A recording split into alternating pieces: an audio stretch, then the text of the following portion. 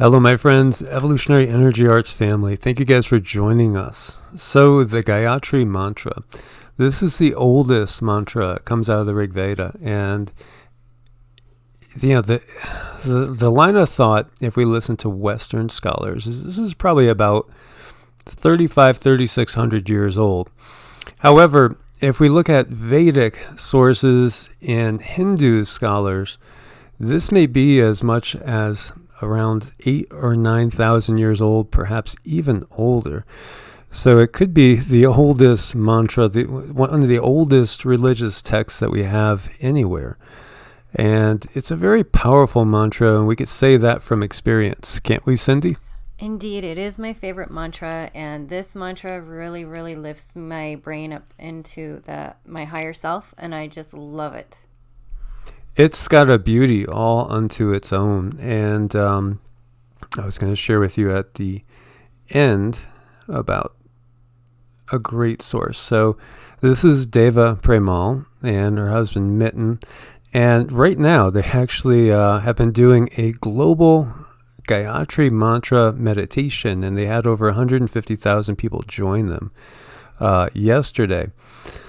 And these are two of the most beautiful souls walking on the planet, as they exude absolute pure peace and love that is completely infectious. And they will be coming to Sarasota, Florida later this year. I had an opportunity to see them and miss them, and this time I don't want to miss it. They'll be in Sarasota in April. And she's definitely has the voice of a Deva. And in case you don't know, Devas are basically benevolent higher beings, kind of like the gods of mythology, but benevolent beings. So I'll have a link to this, and you could actually listen to them do this mantra. And this is just 48 minutes ago that they did this for the second day in a row. And going into what this mantra is, well, the Gayatri mantra is one of the oldest, most powerful of the Sanskrit mantras. It's believed that by chanting the Gayatri mantra and firmly establishing it in the mind, you can carry on your life and you can do the work that is ordained for you. And your life will be full of happiness. The word Gayatri itself explains the reason for the existence of this mantra. It has its origin in the Sanskrit phrase, and some of these words are tough, so I may butcher a few. I'm used to most of these. By Gayatam Trayati Iti. And it refers to that mantra which rescues the character from all adverse situations that may lead to mortality.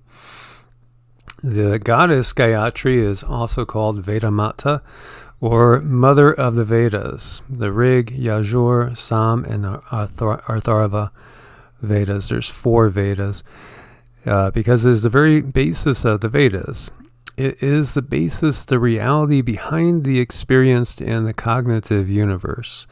So the Gayatri mantra is composed of a meter consisting of 24 syllables, generally arranged in a triplet of 8 syllables each. Therefore, this particular meter, Tripadi, is also known as the Gayatri meter, or the Gayatri Chanda. So the mantra itself is or Om, Bor Bhuvasva, Tat Savitur Varenyam, Bargo Devyasa Dimahi, Diyo Yona Prachodayat. And there are multiple meanings in each word. There's layers to it. But basically, you could take it to mean, O thou existence, absolute, creator of the 3 dimensions, we contemplate upon thy divine light. May he stimulate our intellect and bestow upon us true knowledge. Or we could also take it as, O divine mother, our hearts are filled with darkness. Please make this darkness distant from us and promote illumination within us. So we'll take a look at each word in there. So Om, or Om, is also called the Pranav because its sound emanates from the prana, life force, the vital vibration which feels the universe. The scripture says, and it's Om Iti Ek Akshara Brahman, Om, that the one syllable is Brahman.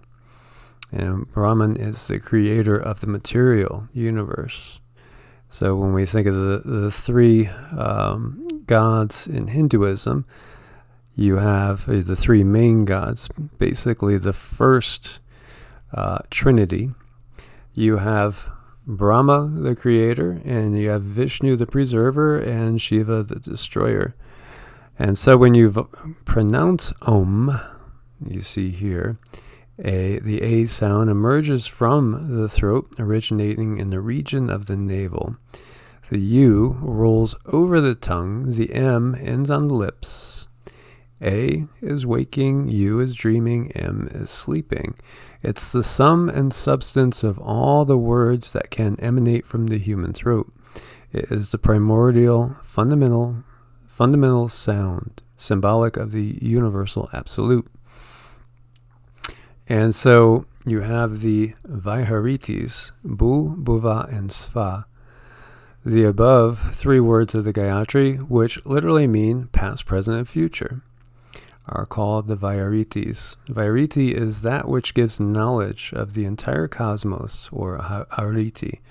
The scripture goes on, and so I'll cut it a little bit shorter for you guys, but going back to the remaining words, Tat, it just means that.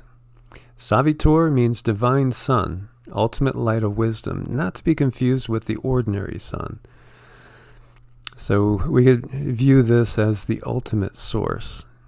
Varenyam means adore. Bargo means illumination. Devayasa means divine grace. Dimahi means we contemplate. Di means intellect. Yo means who. Na means ours. And prachodayat means requesting, urging, or praying. So the last five words constitute a prayer for final liberation through the awakening of our true intelligence. Finally, it needs to be mentioned that there are a number of meanings of the three main words and of this mantra given in the scriptures. And so here we could see different meanings of it. Under Bu, earth, past, morning, tamas, or gross. Bhuva, atmosphere, present, noon, rajas, or subtle. And Sva, beyond the atmosphere, future, evening, sattva, and causal. So it's a beautiful, beautiful mantra as we look at it here again. And this is the Gayatri goddess as it is envisioned. So, one of the things you might think of is, well, why does she have so many heads and so many arms? So when you see in Hinduism a being with one head, 2 arms, 2 legs, that's a physical incarnation. So when we look at like Krishna or Rama, Sita, Radhe, these are physical incarnations of divine beings. So they're depicted with the normal 2 arms and 2 legs and 1 head. When we see 2 arms and two legs, well, not always 2 legs, but 2 arms, that's signifying something that's getting multidimensional. And when we see multiple heads and arms, like we do here, or when you look at some depictions of Brahma, that's expressing the multidimensionality of the being and the higher level of consciousness. As the more heads and the more arms, the higher the level of consciousness. And here we look at it again. It's such a beautiful, beautiful mantra.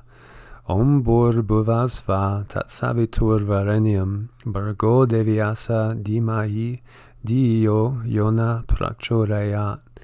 The splendid magnificence of Savitur. So Savitur is the cosmic sun, permeating the 3 worlds, the earth, space, and the heavens, is assuredly Savitri, the inspirer, life giver, the stimulative force.